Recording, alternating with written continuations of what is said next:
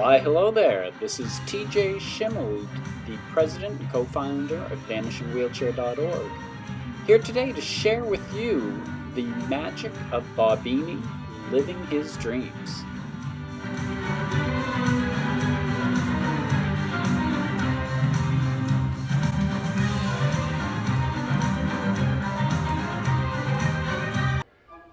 Doing the impossible is what turned me on into magic. I like living in an impossible dream.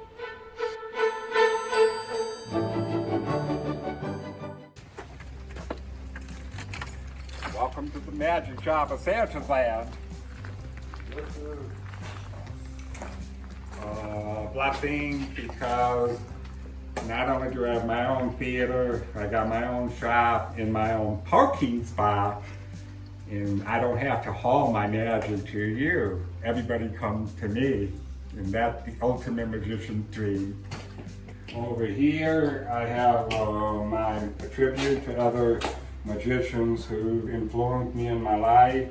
I have Ricky Bone, I also have Richard Turner, and Matthias Butchinger. I don't know if he's very little known, but he is a magician who had no feet or hands, and he was considered the greatest magician of his time in his area.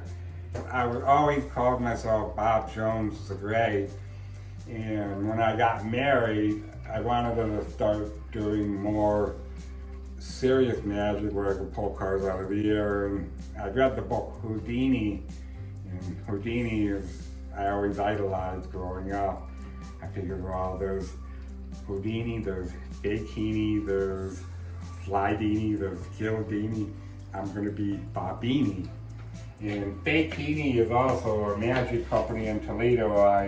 When I was married, I made the best multiplying billiard balls. So that, in 2000, I became Bobini. So I guess for 31 years, I was Bob Jones the Great, and for 20 years, I was Bobini the Magician.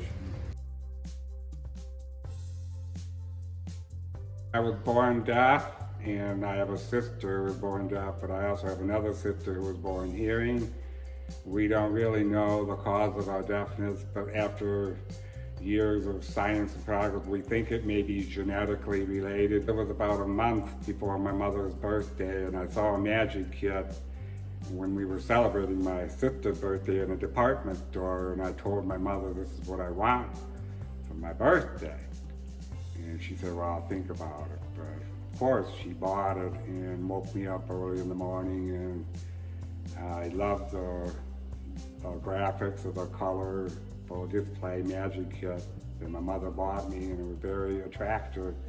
And I like visual because being deaf or hard of hearing, I don't use my ears as much as I do with my eyes, so I've always liked eye candy. And I did pretty well with that and decided to go deeper and deeper into magic and haven't looked back since. And I did my first magic show on my 9th birthday on August 16th, 1969. Disillusioned with life, with your disability, but when you see magical effects happening before your eyes where it defies the impossible logic, and although later on you realize it's not possible in reality, but the idea of doing the impossible is what turned me on into magic. I like living in an impossible dream. Went to Gallaudet College, the world's only liberal arts college for the deaf. And I knew some deaf people, but I was mainstream into the hearing program. So I had always felt that I was an outcast, that maybe I wasn't where I belonged. So I decided to go to Gallaudet and learn sign language. And I learned it pretty rapidly, but you would have to say that I'm more of a exact English speaking person than ASL, where there's a different rules of grammar and syntax. I was a deaf person who was really using his residual hearing like a hearing person. So I was really a deaf person who was hearing. And I felt like I was an outcast in the deaf society because I couldn't express myself fluently in ASL when I would ask for a deck of cards. You say, what do you mean, deck of cards? But I should have said, have cards, I need cards. Then they said, he's hearing person. And really, I'm suffering in both worlds while trying to make the most of it. Thankfully, I've met some wonderful people in my life who understand my disability and is willing to try to communicate, and I'm grateful for that, for meeting wonderful people. You know, I'm not that kind of person who says my life is over, and I really did, because my wife has recently died and we got fired 14 months later and said, what am I going to do? My life is over. Enchanted Land called me, wanted me to perform as a magician, and I'm living my dream job. I think every person who's a magician has always wanted to be a full-time magician if he or she could, and I'm living that dream. I will be a success in life, and I'm very proud that I did not let the negative bring me down, and stay focused on the negative and to stay positive and to move forward. And the big thing is, change is hard for a lot of people, but the best people are the ones who make the most out of that change and move forward, and I'm a living example of it. I always wanted to get back in magic, and I knew, even though I had lost my job and lost my wife, I thought of other people, and Mickey Boone in the vanishing wheelchair, I thought of him, and I said, you know, I got it better than he does.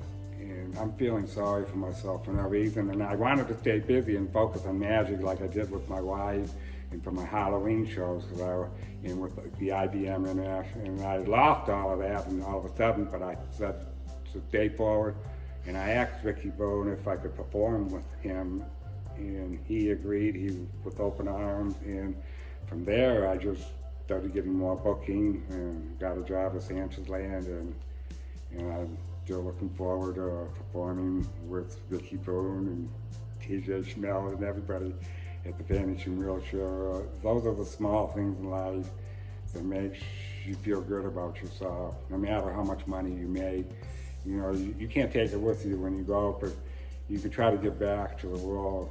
This is me, Bobini, trying to spread the growth of humankind.